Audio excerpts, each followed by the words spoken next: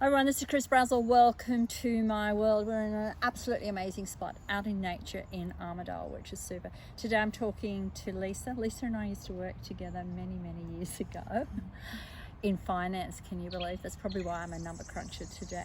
Anyway, today I want to take you on the journey of breast cancer. Now, it is quite prevalent out there in society. We've got more and more young people getting it and having to deal with it.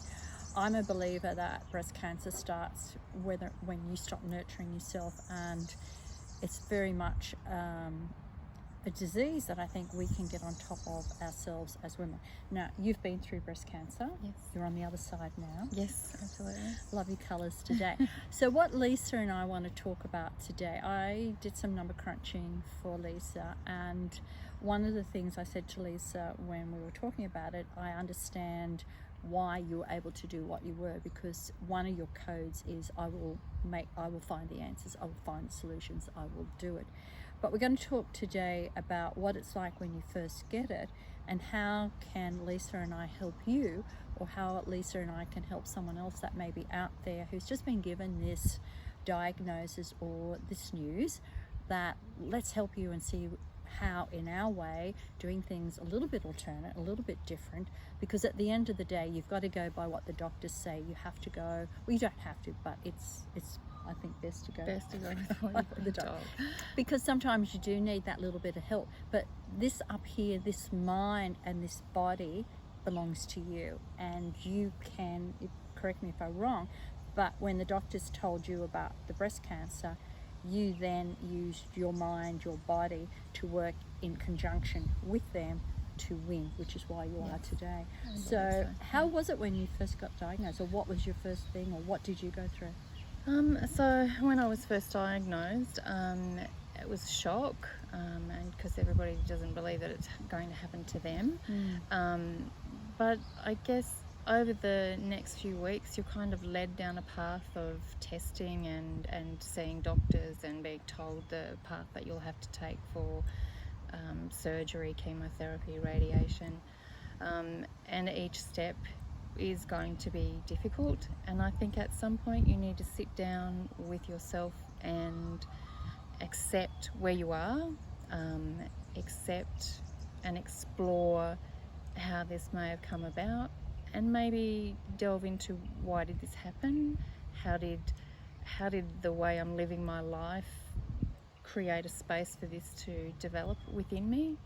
That's exactly that's what I try to get people straight away, is first the acceptance, which is it's a hard thing to say or to accept it, because but unless you accept something, you can't find a solution. I loved what you just said then, is how did you put it? How did I find myself here? What have I done that created a space for this to develop? Yeah, and that's a really important thing. And as women, I find we tend to be the martyr. We give to everyone else before we give to ourselves. And breasts have the symbolization of nurturing. So when you're giving, and you're not giving any receiving back, that's when you can go into depletion. And that's when the heart's not in its total flow, and a health problem can come into play. So what was the next step after you did that? You did the chemo, and you did what you knew you needed to do, and how did you go then? Yeah, so through most of it, it's trying to keep a headspace that is not going to lead you into a space of depression. There's no point in dwelling there or living there. That doesn't help. So trying to remember that it's one load of chemo is down, and you know, how am I feeling better from this in the weeks that remain between the next dose of chemo? Have I eaten well? Have I taken care of myself? Have I spent a little bit of time, not necessarily going to see the manicure, have a manicure or anything, but to take care of myself by exercising, by having a space for me to sit and think and maybe colour in or create, or just a space that allows you to spend some time on you. That's an important one. Creativity is a very important one when it comes to opening up that sacral chakra and where you want to go. But when you actually start to get creative, the creativity then can expand to then giving you the solution. So being creative opens the imagination and then opens the door to say. But the other main thing is, I always talk about colors when you've got a health problem, and one of the things I found interesting with Lisa, salmon pink, if I can please get out there, cut the salmon pink out. Salmon pink is the color I have found over my research for 20 years. When I see a female being drawn to salmon pink or having salmon pink around them, they're not being true, they're not doing what's best for them, they're being a servant, and that's when I'll see something either happen in their life. Now, you had a salmon pink bedroom. Pink bedroom, yes. And slowly over time of living in that bedroom, I have become other people's servants. I have done for other people before I did for myself. Yeah. So I was putting that creative side of myself to the side and not finishing what I wanted to start, and or not even getting to the point of starting the projects I wanted to start artistically or creatively, and also just feeling like I had to be in control of doing everything for everybody else, and that doesn't serve you. And a part of the acceptance is the acceptance of letting go and allowing other people to take on the roles that they should. But salmon pinks.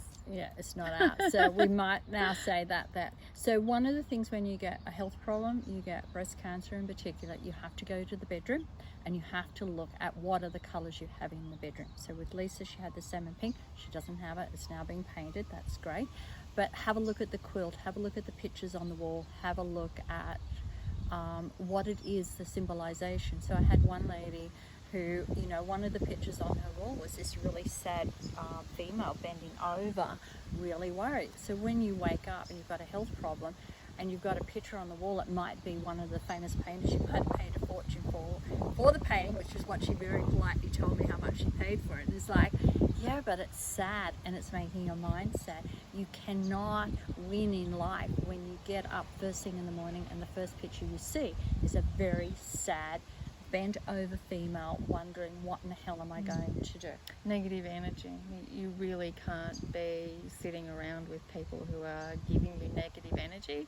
Those people that always give you their problems, you can't be with that because you take it onto yourself, particularly for somebody like me who likes to help people solve their problems. You need to not distance yourself, but certainly learn to just not take that onto your own personal belief of, I should be helping this person. You need to then spend the time on yourself.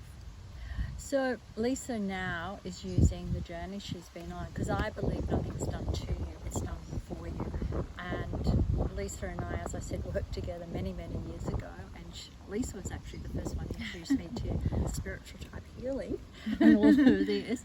And then I thought, wow, this is a great journey, and I've gone. But the most exciting thing now is Lisa is following her heart, using her creativity, using her love of jewelry, but also using her journey. So she is available through, a consult, a phone call, or come to one of her classes where you can be creative and chat at the same time. And they're the types of groups we need to get for women, which is women coming together, but not to talk about the problems, to inspire each other person, but use creativity, colour and energy. So when you come to any of these classes, there'll be no greys, blacks, browns, mid-greys, mid-browns, even beige. You come, you come ready to, and no salmon pink.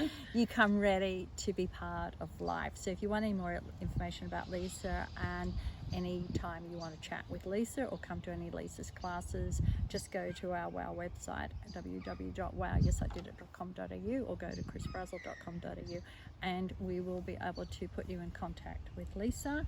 But if you're out there, as you said, first accept the problem. Accept it, acceptance. And then make a decision. And then be resilient about it. I'm going to follow this through, and I'm going to be strong through it. Yeah, when you've got a heart's desire to live, there'll be solutions, there'll be answers, there'll be people that turn up out of the blue, and there'll be people that'll just be in your life for the right reason. But it comes back, a conscious choice. Do you want to win or do you want to lose? Quiet your mind and just go for it. Yeah, and if you want any help, so watch the colours, watch your food, do the exercise, just write an affirmation. Even if you write a little affirmation in a book, I am going to win with this. That's all you need to do. So this is Chris Brazel and Lisa. we'll be back with some more tips for you on there are ways that you can win in life and health. Cheers for now.